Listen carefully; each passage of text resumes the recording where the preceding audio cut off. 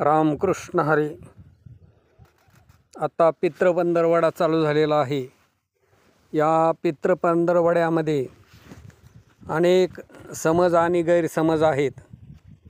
काही जण म्हणतात की या पितृपंधरवड्यामध्ये देवाची पूजा करू नये, देवाला नैवेद्य दाखवू नये.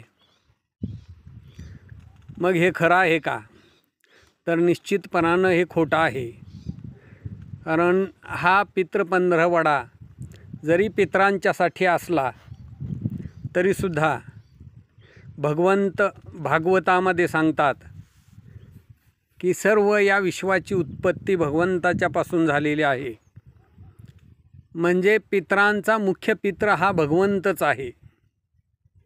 मग जर पितरांचा जो मुख्य पितर ज्याच्यापासून जीवांची उत्पत्ती झालेला आहे, तोच जर पितर उपवासी ठेवला, त्यालाच नैवेद्य आपण नाही घातला, तर मग पितर कसे संतुष्ट होतील?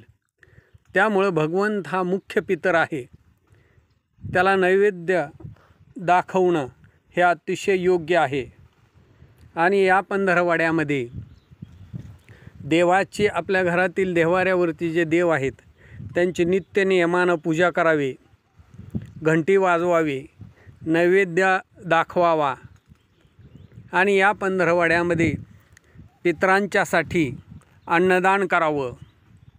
त्याचप्रमाणे गरुड पुराण या पुराणाचं श्रवण करावं, ज्या योगे करून पित्र संतुष्ट होतील आणि आपल्याला आशीर्वाद देतील.